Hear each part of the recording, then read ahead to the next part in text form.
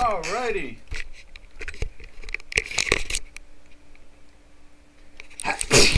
Doc from North America. Good morning, good afternoon, and good evening. Woo, 2 sneezes. All right, Janos, we got some questions right from the beginning. We love that. Love that. Let's take a look at the SPY. Let's see what the SPY looks like. We'll go to the beta, and then we'll go to the live. Let's see. SPY. There's the SPY right there. It's been pushing around in the sell for a few days, but today it's trying to get into the buy. Take a look at it over here. Let's take a look at it on the second platform. So it's been in a daily sell, but a weekly buy. And there it is right there. It was flirting with it this morning. Now I can erase the green for the moment. It's a green and a red, as you can see. It's underneath the zero line still. And the weekly, the fastest trying to break down. We'll see if that breaks down and gets to the,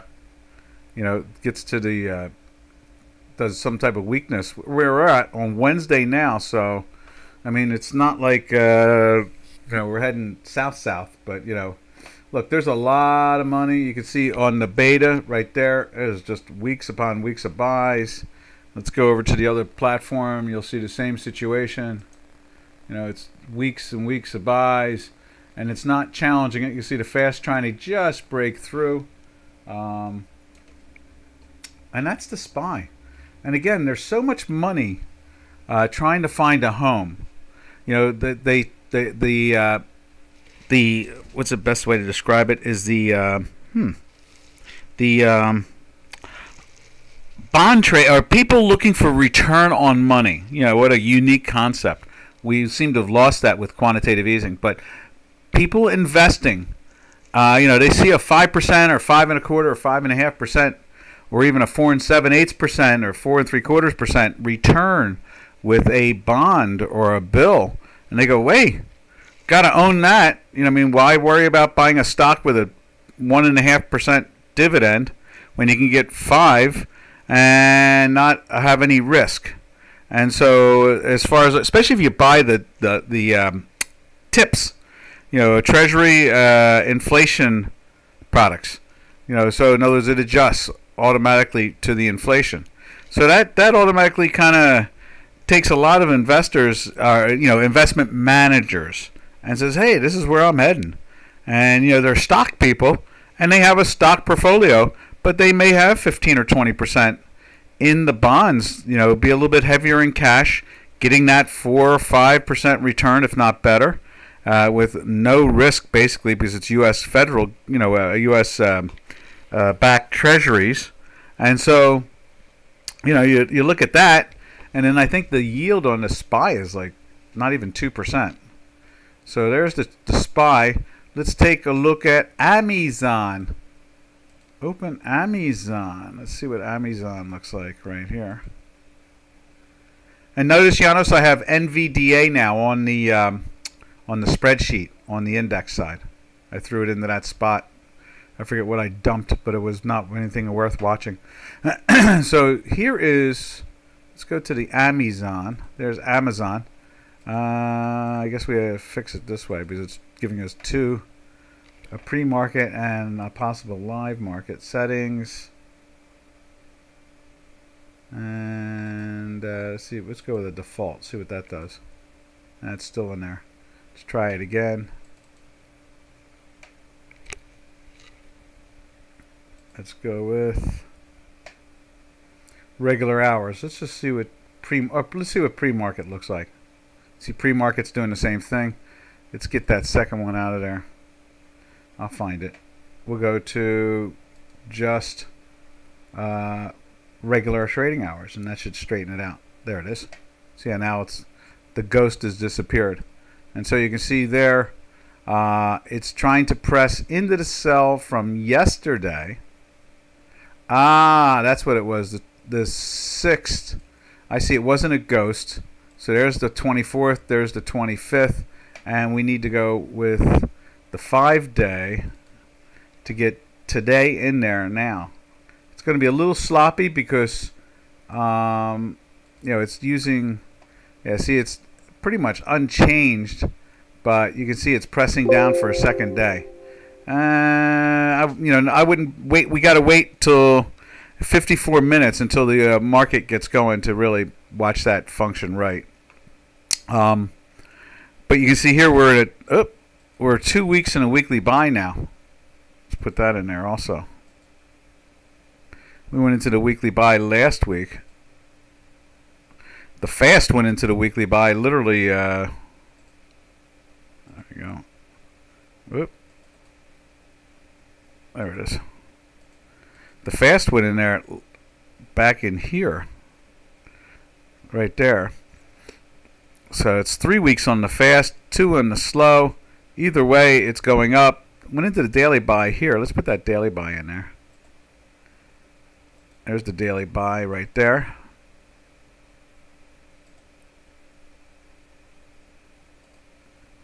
Let's put a daily sell in there. And there's the last daily buy.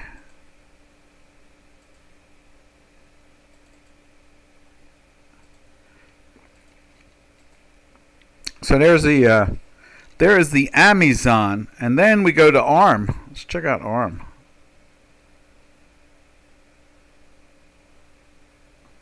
Let's see.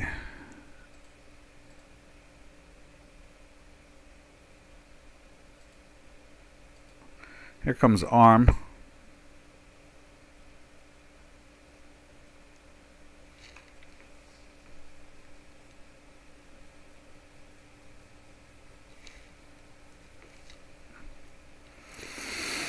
Right there. Let's find the ARM. There, that's AMD. There's ARM right there. There's ARM in a second day of a buy.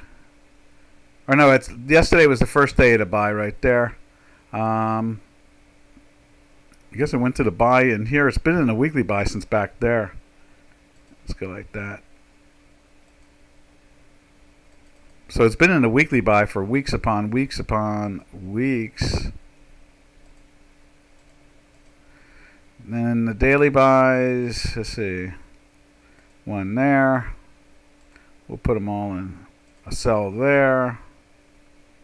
Then obviously that nice big pop does it all the time. That's that curve thing.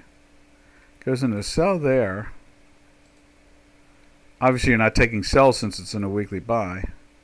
And last but not least, that, again, you don't take the short because, again, why? We're in a weekly buy. And now we're in a buy again. Okay, so now let's change the colors. Green. Green. Green. And green.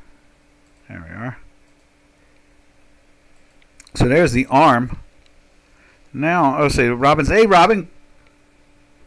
So to sum it up, SPY long. SPY's been long. Yes. Let's go back and look at it for you, so I can.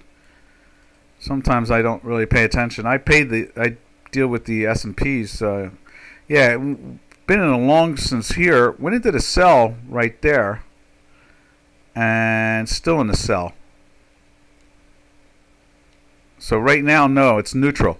SPY is in neutral because we're in a weekly buy and a daily sell, so it's neutral right now.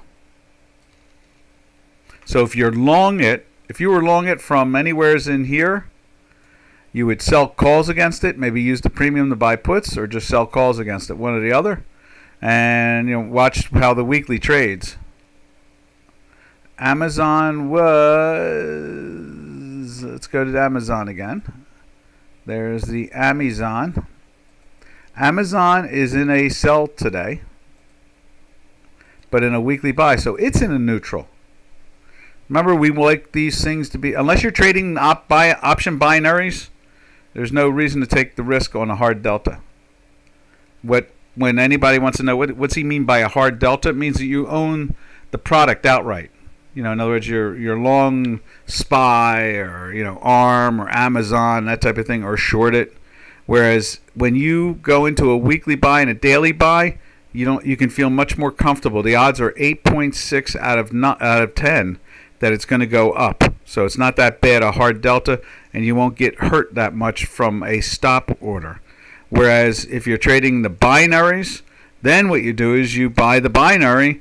If it goes into a daily buy or a daily sell, you buy a binary puts thing, and you can trade it because you know what your risk is, and you won't get chopped up with the stops. So in other words, if it goes into a daily sell and a weekly buy, to me that's a neutral.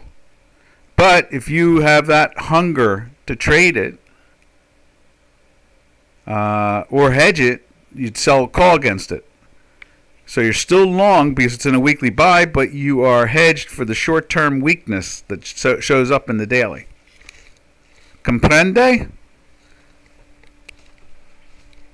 So Amazon is weekly long, daily short. ARM is just coming into a long. No, ARM's been in a weekly buy for like 6-7 weeks. 1, 2, 3, 4, 5. This is the 6th week in a weekly buy. So the ARM started down in here, went into a sell for a day, went back into a buy here, rode it all the way up to there, went into a sell there, went back into a buy here, and it failed. It failed. Gave up some of the profits from this. It's still in a gain. Now it's back into the daily buy again with the weekly buy. Let's see if they turn it up. How's that? Does that all make sense to you now? Let's see. Who else was there? So it was SPY, Amazon, and ARM. Okay. Oh, no. MVDA, too. Let's go over to the MVDA.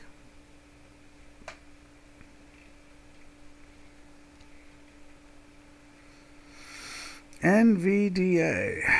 I know you're here. I have you on there. It's always fun. I mean, it's the largest, in the top 3 largest stocks in the world now. So it's awful hard not to have it on the machine. All right, where's that at? On the beta. I'm looking for it on the beta first.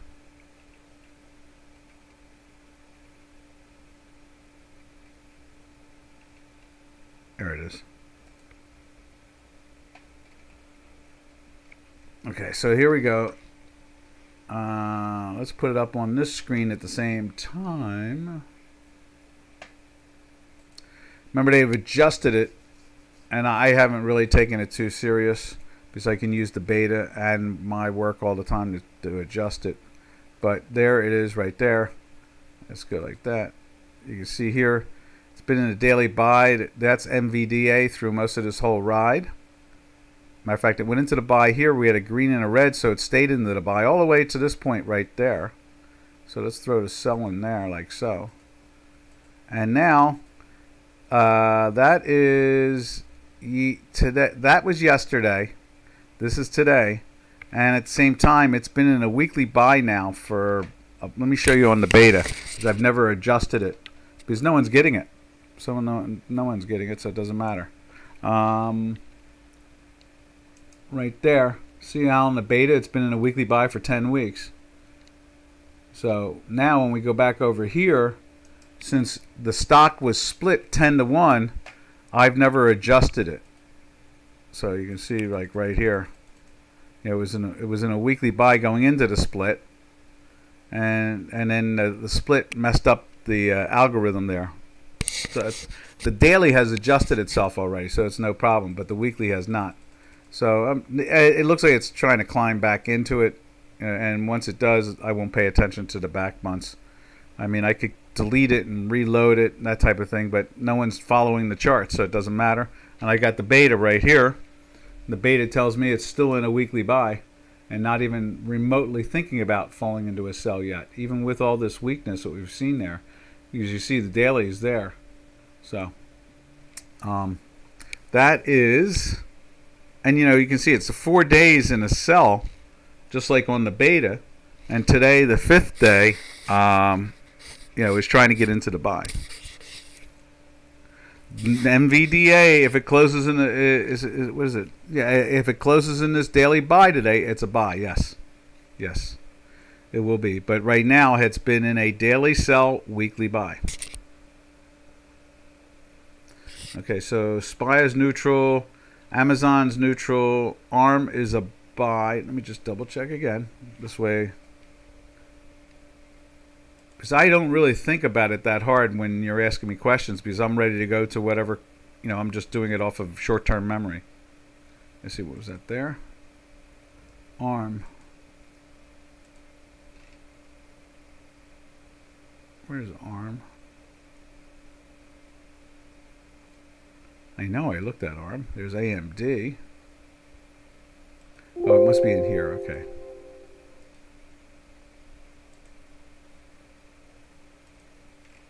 There's ARM. Yes, it's in a buy. Weekly, daily. And then MVDA will be in a buy if it closes in a buy today. Let's go back to that again. I just saw it. It's on here too. Yeah, it needs to close in this buy today. This is already today.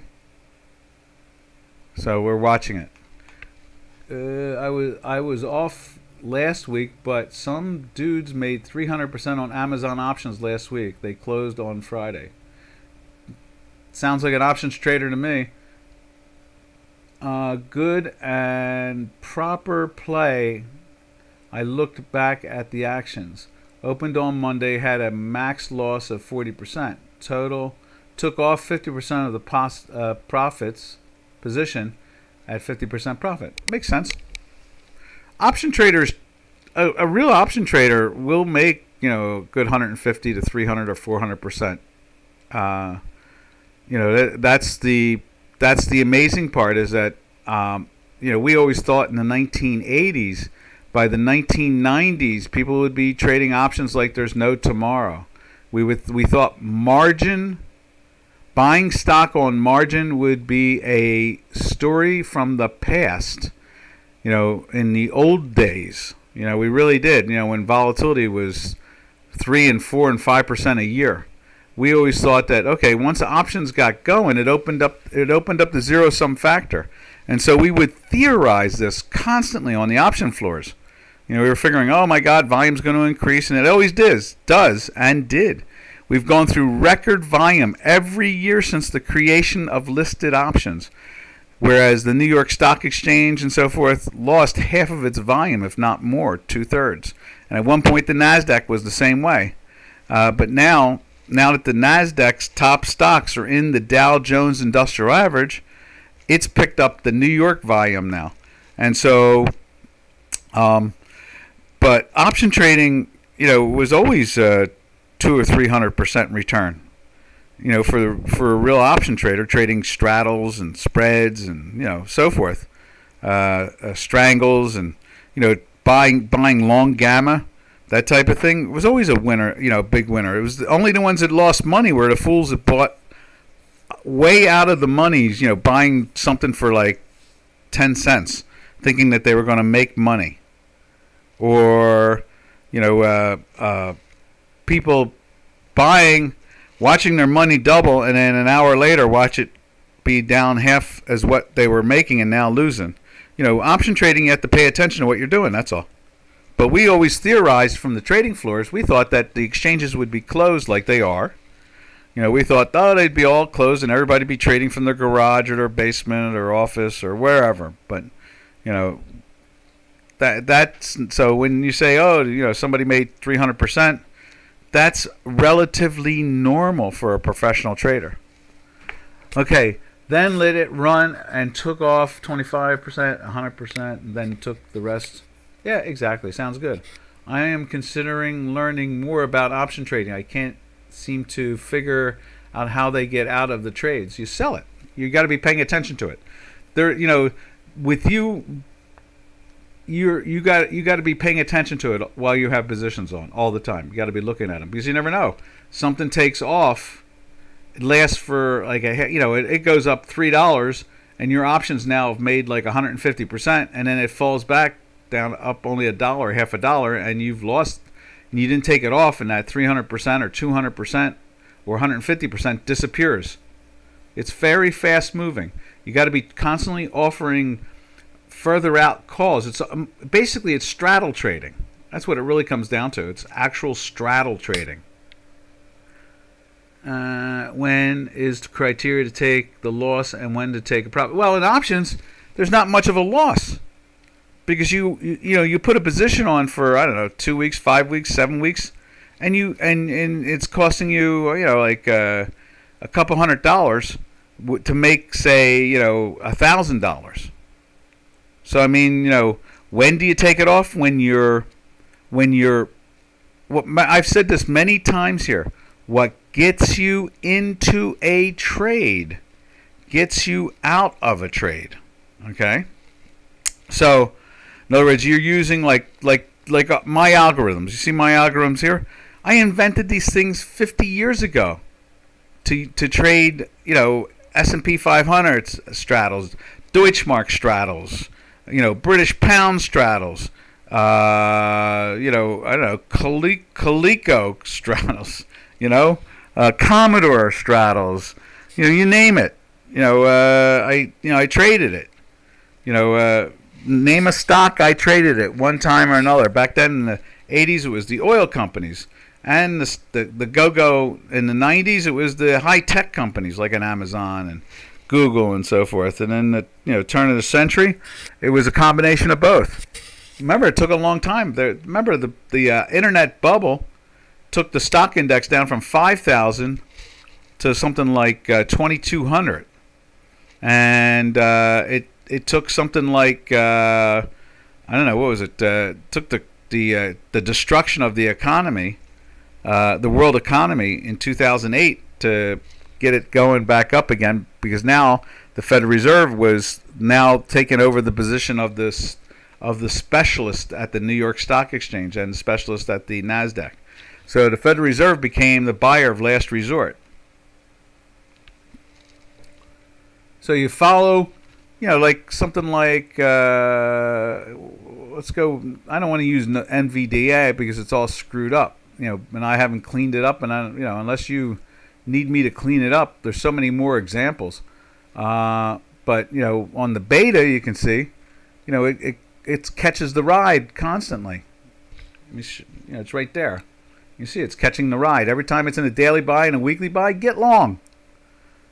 When it's in a daily sell and a weekly sell, get short.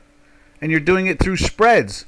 So your chances of losing is enormously low compared to being short the stock naked and getting stopped out. So you follow, it's not complicated. Just have a good algorithm. What gets you into a trade gets you out of a trade. If your algorithm tells you to get short, you get short. If your algorithm tells you to get long, get long. If your algorithm tells you to be neutral, be neutral. They don't ring a bell for me. Commodore and Coleco, they were computer stocks at one point. I think maybe Dell bought them up, or I forget who bought them. I hear it now in my head. God, starts with an A. Avatar, something like that. It's the Atari.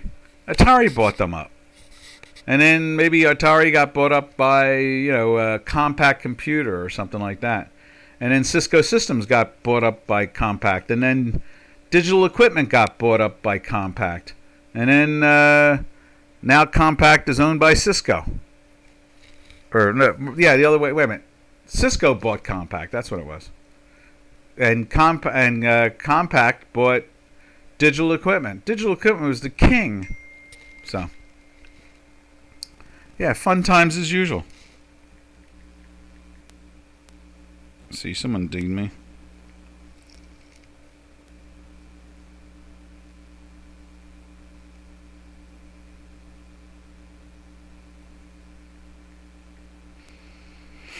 Nice. So,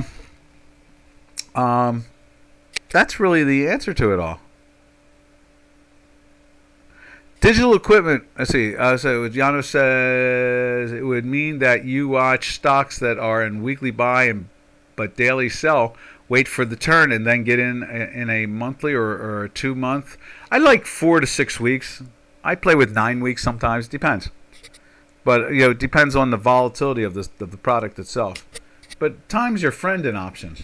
And you can sell options too in the right way. Also, time is your friend. Selling options too. It depends on the way you're selling. The spread you put it on, and vice versa. Weekly sell and daily sell and puts. Yes, exactly. And so, and you do it as a binary, and the binary makes it very cheap.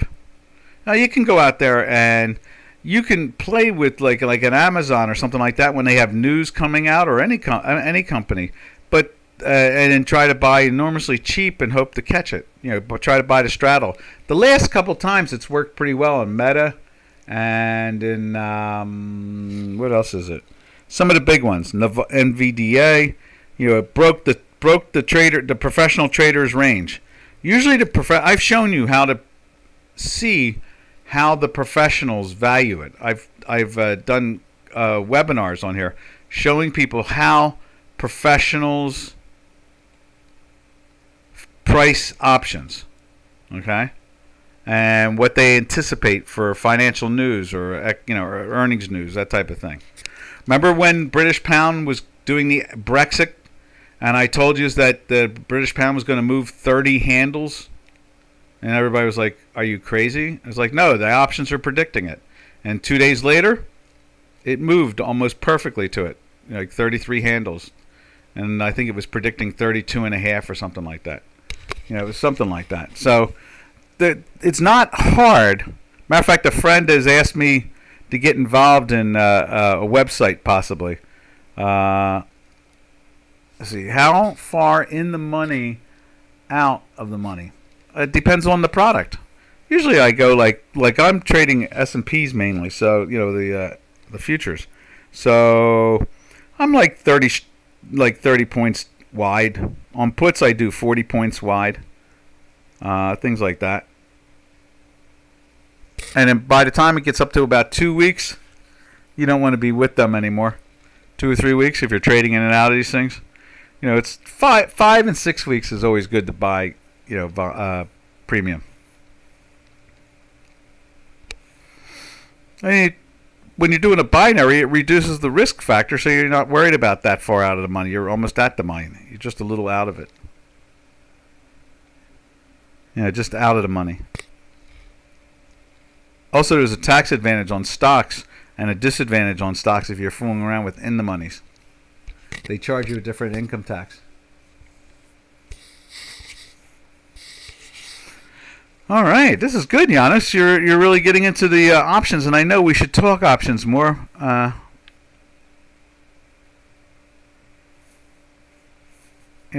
that's a good thing.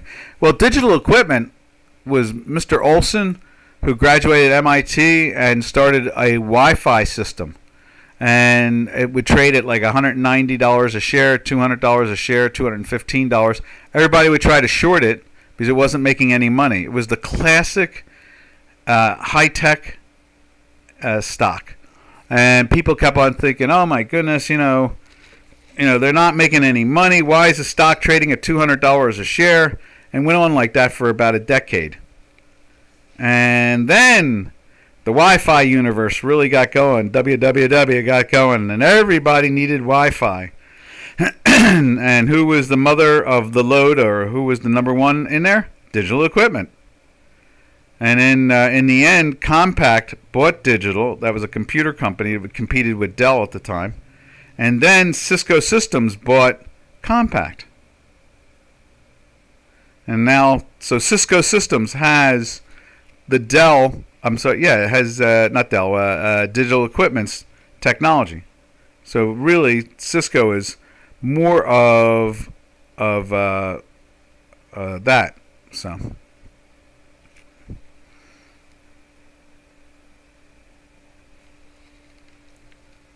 Yeah, just out of the money, exactly. Now, if you're trading stock options in the United States, you get punished And the brokerage house punishes you too. They charge, so because of zero interest rates and all that stuff, they started charging a margin being in the money, instead of before we'd sell in the monies and take the money and then collect interest off of it. But because of the zero interest rate factor, it changed the complexion of the whole concept. And so I've stopped using stock options a long time ago.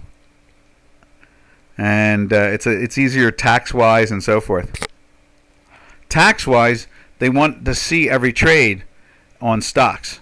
So you have to put them all on the tax form. So it could be thousands. But on the futures, the future options, they just look at the net gain and loss for the year, and that's it. So it's a lot easier. I hope I've informed you well enough. It's nice that we're having an option conversation, because I love options and I trade options for 45 years, and it's very hard to have the options conversation because people get scared, they get nervous, they go, I can't think, I can't add and subtract. Options are an add and subtract type of thing. They're not even, you don't have to understand theta, you don't have to understand all the Greeks. The trade options, you can do it without. Robin and I used to do a webinar on that years ago, decades ago. You didn't even need a computer to price your options. Just look at the official exchange closing price. That's all you needed. Get the official closing price. You can figure out the spreads very easily with a add and subtract. That's it. Add and subtract. Nothing major than that. Alrighty. Where do we go from here, traders? Does anybody want to see anything else? If not, I'll go look at some of the currencies, since this is a currency webinar also. Janos, you guys are trading a lot of DocDow. Is that what it is? So we can talk stock more often, or what? And options?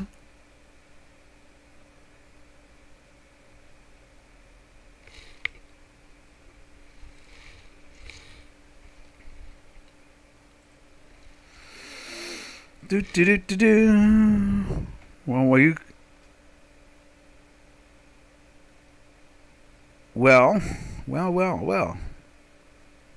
The idea is that we have a lot of stocks on offer for margin trading, but the volumes are close to zero. I'd imagine so. As I said at the very beginning of this conversation, we thought in the 80s people would stop trading stock on margin. We really did. I mean, a little bit here, a spread there, but there's no reason to have the margin. You can have the options. It's cheaper and safer. It's just cheaper and safer.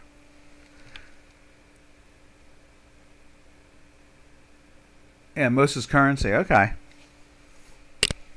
Well, what you need to do is you need to marry options to the stocks that you have listed, and you will start to get business. I mean, that's what it comes down to. Options are the name of the game. And you can see it. It's the most growing area for the last 48 years now, I guess, since the creation of listed options in 75, the summer of 75, going into 76. All right? So, basically, you're talking about almost 48 and a half years. Options have grown every year, no matter what kind of crash hits the economy. Options keep on growing because it's smarter and safer and more profitable than just buying stock naked. You can have, you can do 2-to-1s, be long 2 calls, short 1 call, and if the thing takes off like a Navarta, you made the same money as if you were naked long the stock, and not the risk. That's the thing, is not have the risk. Imagine you're trading an $800 stock, right? And what are you risking? $800. We're trading the options. You're spending $150 or $50 to do it. How much can you lose? $50. How can you make? You can make almost the same amount as being naked long the stock. So why take the risk? All right, let's go over to, I think we saw the dollar index, didn't we? Let's go take a look and see what the dollar index looks like. But if anybody, even you, Janos, anybody wants to ask a question, be my guest. I'll stop what I'm doing and go back to it. I have no problem at all. As you can tell, once I've read a chart, I don't think about it again. Unless it's something so unique that I think, hey, I need to get into that position. And I'm not that much on the stock side anymore. So you can see here, this is the dollar index. It was in a, how about that? They did push it in a sell there. But it's in a weekly buy, so you can't be short. Now it's trying to climb back into the buy, and you got a green and a red going on. You know, let's take a look at the bond. Here's the 30-year bond right there. It's a September contract. You know, it's as it rises, the interest rates drop. As the price goes up, interest rates are dropping. You can see here it's kind of plateaued. They don't know if they're coming or going. I know yesterday's bond auction was pretty good. I think it was a 2-year note. You know, overall, it's been in that weekly buy since down here in the 115.20 area, and it's climbed all the way up to 120.10. So overall, you know, and it bounced down there once before again in a sell. Let's grab that sell right there. There was a sell right there, and then it bounced down for a couple of days, but never went into the weekly sell, and then it turned around and jumped into the buy right here again, and it ran up for a couple of days with instant gratification, and they pushed it into the sell right there, and then back into the buy right there. And so, you know, it's been in the buy since right there now. Doc, what about cutting cutting loose on option trades? Any criteria for that? About cutting loss on an option trade? Yeah, you turn it into something else. So what happens? Imagine if you're long a bull spread. Okay, you're bullish a stock, and you're long a bull spread, and it goes into a weekly sell and a daily sell. Well, what you can do is you can turn that into a short. So in other words, if you're in a bull spread, you know, bull binary, what you do is you go in and you sell another call, and then buy a further up call cheaper, and do it for a credit, and now you can get back the money you put in to trade it. Does that make sense to you? I'll do that again if you want. And if it's the daily, well, if you're in a weekly buy and a daily sell, go sell an extra call and then buy it. So you're long a more valuable call, you're short a less valuable call. That's the binary. All right, it goes into a daily sell. Go sell a further less valuable call and buy even more of a less valuable call above it. So now it's a trapezoid. It's a buy, sell, buy. You do it for a credit, and if it's not going anywhere, then your now decay is in your favor. And the reason why we call it a trapezoid, buy, sell, buy, different strike prices, it's like a butterfly, and we call it a trapezoid because it looks like a trapezoid in mathematics.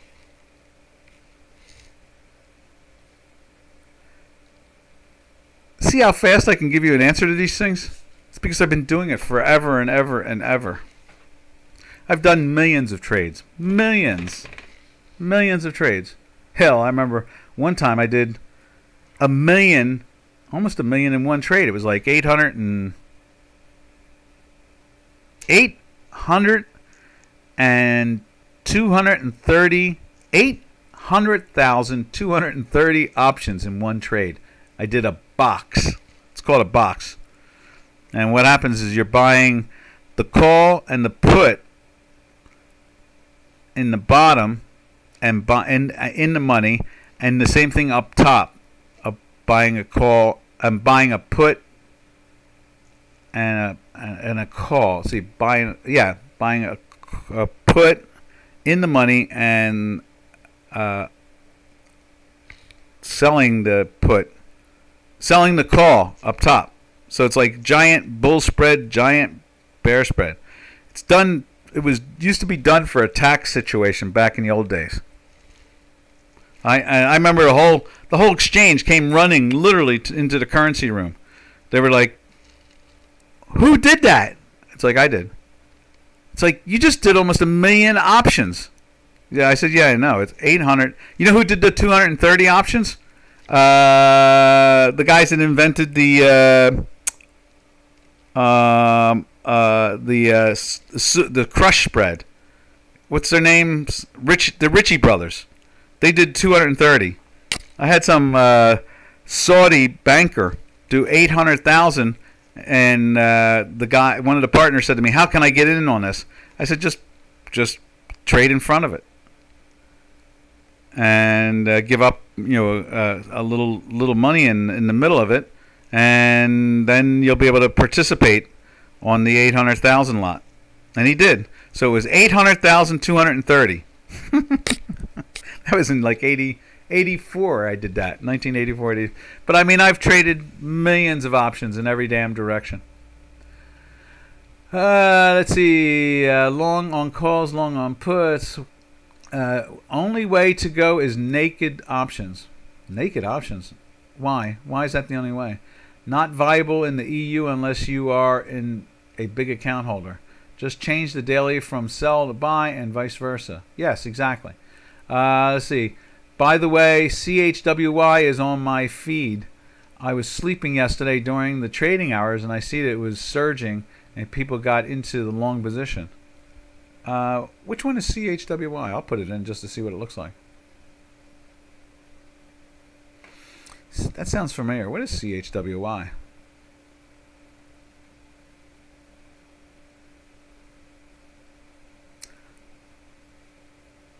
Regulation protection of investors. Okay. Selling naked? That's not safe. Selling naked. You might as well just sell the stock, in the or buy the stock in the direction you're playing.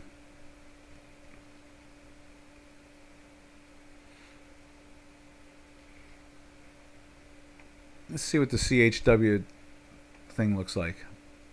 Let's see, where do I go with that? Right there. CHWY.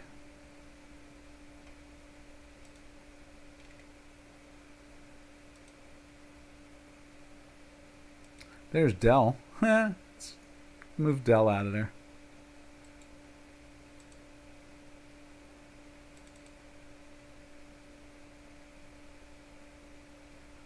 All right, CHWY.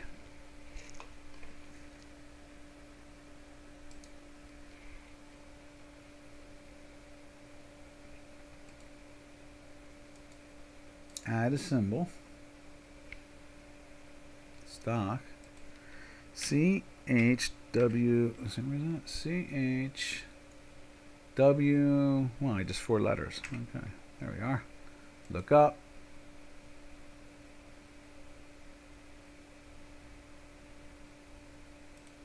That's a New York stock. And it's a 4-letter symbol.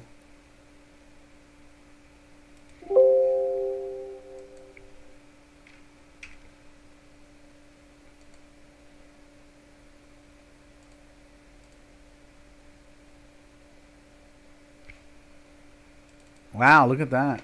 $29. Oh, maybe I did see that in the news. What was that?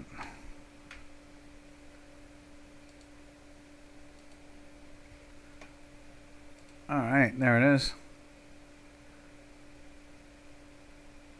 Yeah, I think I saw something about that in the news. Went into a buy. It was in a weekly buy here.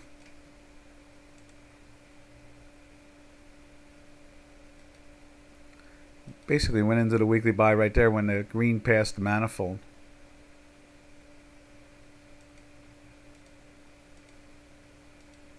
Went into the daily buy. Let's widen this sucker out too. Bring it up a little bit. There we are. What is that? That's a buy.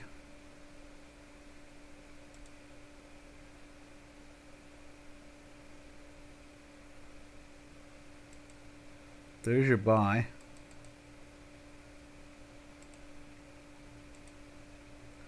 And then it went into the sell where? Right here. Oh, we can steal some of these things because it's not the same. So there's the sell right there. Then it did a flip-flop. Gave you a buy, a sell, and then a buy again.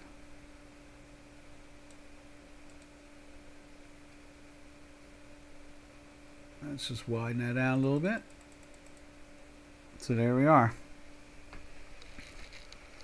So it's been in a buy since the 23 area? Right there, 22.81. Went into the daily buy. It was in a weekly buy. If you had a bull spread on, there's one way to try to make your 300% for the day. Instant gratification. Ba-da-da bing, baby. Ba-da-da bing. Oh, I love talking options. I love it, love it, love it, love it, love it. All right. Let's save that one. I did see something about that. What is that company?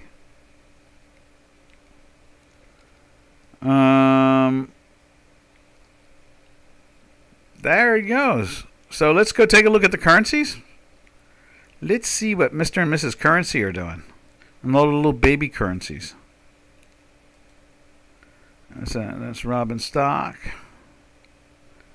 Let's go like that. We'll close it. That's the Amazon. Let's see. There it is right there. Currencies. Oh, there it is. Dollar index. I'm sorry, euro. Euro got into the buy yesterday and has rolled right over again. And we're in a weekly sell for 3 weeks. So obviously you don't take the long. And it's been in the sell since right there. Let's steal this sell. And so it went into the buy. We'll steal this buy. Went into the buy there, but again, we're in a weekly sell, so you're not trading the long side of it. And then bang, back into the sell again. All right, now, also, if you're worried about every twist and turn in an option spread, you don't need to be. Whereas if you're long the stock and it goes into a daily sell, you would like to sell calls against it so that, in case it takes, it's got a hard delta you're holding on to. Whereas if you bought a bull spread and you paid like, I don't know, 25 or 50 or 75 cents for the bull spread, when it goes into a sell, you're only going to fall down, say, 10 cents or something like that. There's no reason to panic as long as you're in a weekly buy. Give it a day or two. Let it breathe. See if it goes, if it sometimes they go sideways, they go up, they go down, and, they just, bounce around. All right, so basically, when you buy a bull spread or a put spread, you're basically acting like you have half of a straddle on. All right, from there, we'll go over and look at the cable. And there's the cable. Cable did the same thing. It climbed into the buy yesterday, but it's in a weekly sell, so you didn't take the long. There's another one there. Let's do that. There's your buy, and then it went into the sell right there. And now it's playing with the sell again. It's right on the edge. See that? Minus 0.00006. And we're going to be 2 weeks in the sell the way it's going. Take a look at the inflation fighters. There's the Swiss. Swiss has been a daily buy for a while now, for 5 days. And weekly sell. Interesting. It's been stuck in that neutral situation. And then yen. Yen, another 45-year high today. And it's taking out this high right over here. So you're looking at, was that 2, 4, 6, 8, 10 days now on a daily buy, and going on 4 solid weeks now of a weekly buy. That's a way of making do-re-mi. The great experiment, Turkish lira has... let's not do that. I like that box that I put up there. It got through it yesterday, but fell back down underneath it. So that's good. And it's starting to flirt again in weekly buys, but, trying to go into a daily sell. Yano says, more than 70% of the volume in Dukascopy is long on USD JPY. So in other words, as it's rising, they're all making money. They are banging. Holding long since. Cool. Yeah, well, we've been. I think we did. Let's go back to that. It's something crazy. Isn't it? Like. So, we've been in a long since the end of March or mid-March. We've been in a long since the 152 area. Went into a weekly sell for one whole week. You had this little back off from it. Went right back into the weekly buy in the 155, high 155s area, and now you're trading at 160 after 3 weeks or so, 4 weeks. So yeah, they call that the $20 trillion swap, is it? Or pairs trade? Pairs trade? Carry trade. I'm sorry, that's it. A lot of people in the financial markets refer to it as the $20 trillion carry trade because the Bank of Japan does big carry trades to bring in money. And so, and people go in there and they're trying, and that's why, remember their interest rate's at 0. Or actually, I think they've lifted up to 0.1%. But, they call it the largest carry trade in the world. The Bank of Japan uses it to finance stuff. It's pretty cool. Pretty cool. All right, and then from the yen, and then we did the Turkish lira there. There's Turkish lira again. Let's take a look at the South African rand. And the rand has been lifting up the last couple days, and of course, what's going on with gold? Let's put gold up on the screen. Gold, I think, has been heading down. And that's what usually happens with this product.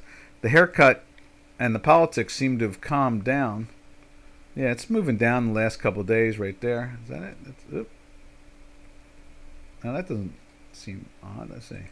Let's go over to here. Yeah, that makes sense. So it's in a sell. So let's put it up on this screen right here.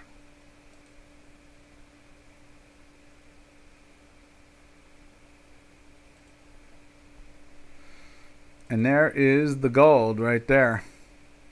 It's been going down for 4 days now. Let's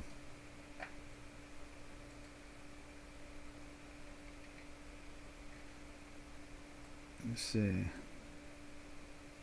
Yeah, 4 days in a sell. Pressing down. And it's been in a weekly sell since up over here somewhere. In this area here. So in the 2,360-ish area, and now we've traded as low as 2,300, only $60 gain, and now they're going after it again. South African rand is telling us that they don't want to be buying at this point in time, but we'll see. I mean, silver's gone through the same situation. There's silver right there. Silver's been in a sell and going on a third week. For you energy traders, let's check out Spain. They've been picking the product up a little bit. We're a little surprised. And then after that, we're going to get out of here. But I loved it today. We talk options. We talk about real trading. I try. No one seems to ask, And then we have all those people watching our reruns. So we get a lot of viewers, but not live. That's, they use all the data in it. Was that 3.5, 4 minutes long? Something like that. They fast forward it. They look around for what they're looking for out of it. And you can see right there, there's the company in Spain. Still in a weekly sell. It's trying to jump into, it's a third day at a daily buy. And they're playing with the $21 area. We'll see how that plays out. All right, traders. This is Doc. Catch you all tomorrow, Thursday. And today is Happy to Hump Day, so happy trails to you until we meet again. Talk to you tomorrow, Janos. Thank you very much. See ya. Happy trails to you until we meet again. That'll be tomorrow, Thursday. Happy trails to you, to all our traders at Dukascopy. So, ta-ta for now, traders. Arrivederci.